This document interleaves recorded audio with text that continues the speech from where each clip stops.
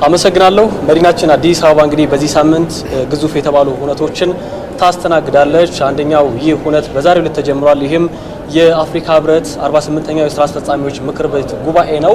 እንዲሁም ደግሞ ከነገ ወዲያ ማለትም አርብ ዕለት የአፍሪካ ጣሊያን ጉባኤም ሁለተኛው በመዲናችን አዲስ አበባ ይካሄዳል።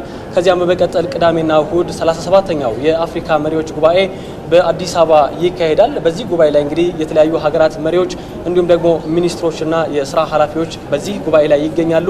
በዚህ እንግዲህ በ39ኛው የአፍሪካ ህብረት የመሪዎች ጉባኤ ላይ የተለያዩ ሀገራት እንግዶች ካሁኑ መግባት ጀምረዋል። እዚህ እንግዶች እንግዲህ ወደ አዲስ አበባ ሲገቡ በቀዳሚነት ከሚያገኟቸው ግልጋሎቶች ውስጥ አንዱ በኢሚግሬሽንና ዜግነት አገልግሎት የሚሰጠው የአየር ድንበር አስተዳደር አገልግሎት ነው። በዚህ ቦታ ላይ የመዳረሻ ቪዛን ጨምሮ የተለያዩ አገልግሎቶች ይሰጣሉ። የመጡ እንግዶች ይህንን አገልግሎት እንግዲህ ካገኙ በኋላ ነው ወደ መዲናችን አዲስ አበባ ገብተው የተለያዩ ሁነቶችን የሚካፈሉት ማለት ነው። በዚህ ቦታ ላይ ቦሌ ዓለም አቀፍ አየር ማረፊያ የሚሰጠው ይህ አገልግሎት በተለይም ከዚህ በፊት ከነበረው አገልግሎት ይበልጥ ቀልጣፋ እንዲሆን እንዲሁም ደግሞ ዘመናዊ አቅም የተፈጠረለት ሆኖ እየተሰጠ ነው የሚገኘው። እኛ በዚህ ቦታ ላይ በነበረን ምልከታ አገልግሎቱ ምን ይመስላል የሚለውንና ምን ጉዳዮች ናቸው በዚህ የሚሰጡ የተስተዋሉ ለውጦች ምንድናቸው የሚለውን ሀሳብ ሊያጋሩን የኢሚግሬሽንና ዜግነት አገልግሎት ምክትል ዋና ዳይሬክተር ኢንጂነር ጎሳ ደምሴ ከኔ ጋር ይገኛሉ። ኢንጂነር ለጊዜው እጅግ አድርጌ አመሰግናለሁ። እኔም አመሰግናለሁ። በዚህ ስፍራ ላይ የሚሰጠው አገልግሎት ምንድነው? በተለይ ደግሞ አዲስ አበባ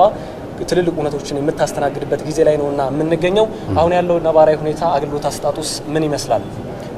አመሰግናለሁ። እንግዲህ በኢሚግሬሽንና ዜግነት አገልግሎት ከሚሰጣቸው የአገልግሎት አይነቶች ውስጥ የብስና የአየር ድንበር ነጻ የሰዎች እንቅስቃሴ በህጉና በስታንዳርዱ መሰረት ማሳለጥ አንዱ ስራው ነው።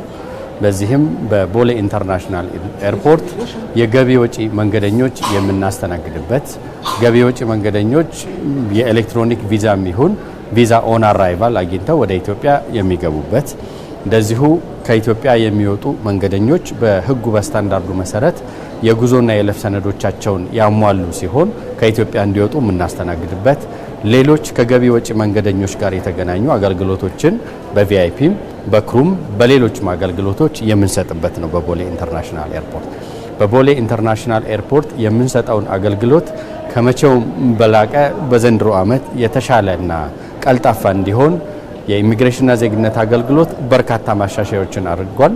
በዚህም የዲጂታል ኢሚግሬሽን አገልግሎት የቪዛ ኦን አራይቫል ስርዓቱን የተሳለጠ ማድረግ፣ እንደዚሁም ቪዛን በሰዓታት ውስጥ በኦንላይን ሰው አግኝቶ ወደ ኢትዮጵያ እንዲመጣ፣ ወደ ኢትዮጵያ የሚገቡ ተጓዦች ከመምጣታቸው በፊት ያላቸውን መረጃ ከአጓጓዦች መረጃ በመውሰድ አድቫንስድ ፓሴንጀር ስርዓትን ተግባራዊ በማድረግ በቀላሉ የተቀላጠፈ አገልግሎት እንዲያገኙ የማስቻል በወጪም በተመሳሳይ የማድረግ ነው ያደረግነው ማለት ነው።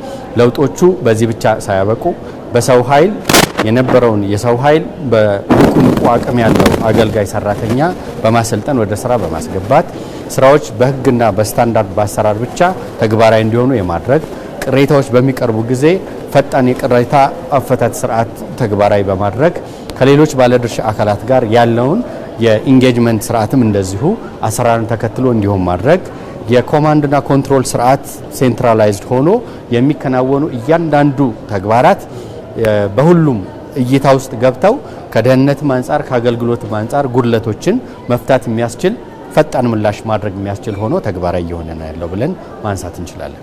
የዓለም አቀፍ ጉባኤዎች እንግዲህ በመዲናችን አዲስ አበባ በስፋት እየተካሄዱ ነው የሚገኙት። አሁን ደግሞ የአፍሪካ ህብረት የመሪዎች ጉባኤ እንዲሁም የአፍሪካ ጣሊያን ጉባኤ ጭምር እየተካሄደ ነው እና የሚገኘው በዚህ ሂደት ውስጥ እንግዲህ መጨናነቅ እንዳይፈጠር የሚመጡ እንግዶች ቀልጣፋ አገልግሎት እንዲያገኙ እየተሰራ ያለው ስራ ምን ይመስላል? እሱስ ላይ የተገኙት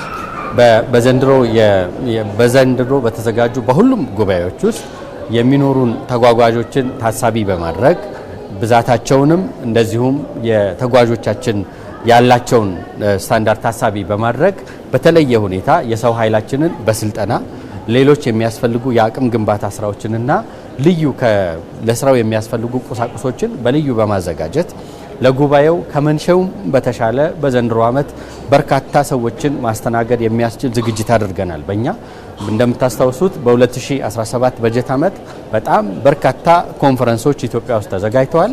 በሱ በጣም ብዙ ልምድ አግኝተናል። በክላይሜት አፍሪካ ሰሚት በጣም ብዙ ልምድ አግኝተናል። በዘንድሮ ዓመት የሚኖሩ የጉባኤ ተሳታፊዎች ምንም ያህል ቁጥር ያላቸው ቢሆን አገልግሎት መስጠት የሚያስችል በሁሉም ዝግጅት አድርገን አጠናቀን ሌሎች ባለድርሻ ጋር ጭምር ያሉ በተለይ በዚህ በኢንተርናሽናል ኤርፖርቱ ላይ ያሉ ባለድርሻ አካላት ጋር ልዩ ዝግጅት አድርገን አገልግሎቱን የተሳለጠና ቀልጣፋ ማድረግ የሚያስችል አድርገናል። ጉድለቶች በሚኖሩ ጊዜ፣ ቅሬታዎች በሚኖሩ ጊዜ ደግሞ ፈጣን ምላሽ መስጠት የሚያስችል የስታንድ ባይ ቲም በሁሉም በ24/7 መስራት የሚያስችል ተዘጋጅቶ ስራዎች እየተሰሩ ነው ያሉት። እንግዲህ በዘንድሮ ዓመት ልዩ የሚያደርገው ጉባኤው ላይ የሚሳተፉ አካላት ወደ ኢትዮጵያ ወደ አዲስ አበባ በሚመጡ ጊዜ እጅግ በጣም ማራኪ የሆኑ የተሰሩ የልማት ስራዎች በርካታ እጅን ባፍ የሚያስጨኑ የተሰሩ የትልልቅ ፕሮጀክቶች ያሉ ስለሆነ የፌስ ኦፍ ኢትዮጵያ የሆነው የኢሚግሬሽን ኦፊሰር የኢሚግሬሽን አገልግሎት ከሱ ጀምሮ የሚፈጥረውን ኢምፕሬሽን ያንን የሚመጥን በሚያስችል መልኩ አዘጋጅተናል ማለት ነው። ኢንጂነር ጎሳ ደምሴ የኢሚግሬሽንና ዜግነት አገልግሎት ምክትል ዋና ዳይሬክተር ለጊዜው እጅግ አድርጌ አመሰግናለሁ። እኔም አመሰግናለሁ። ተመልካቾቻችን እንግዲህ በጀርባችን እንደምትመለከቱት በርካታ ተጓዦች እንግዶች ከተለያዩ ሀገራት ለአፍሪካ የመሪዎች ጉባኤ እየገቡ ነው የሚገኙትና ከዚሁ ጋር ተያይዞ የተሰጠ ያለውም አገልግሎት እጅግ ቀልጣፋ እንዲሁም ደግሞ በአስቸኳይ በፍጥነት አግኝተው እንዲሄዱ ማሻሻያ ስራዎች ጭምር እየተገበሩበት መሆኑ ነው በዚህ ስፍራ በነበረ ቅኝት የተመለከትነው። ይህንን ይመስላል ለጊዜው ያዝኩት መረጃ። መልካም አሸናፊ፣ ለዘገባዎቹ እናመሰግናለን።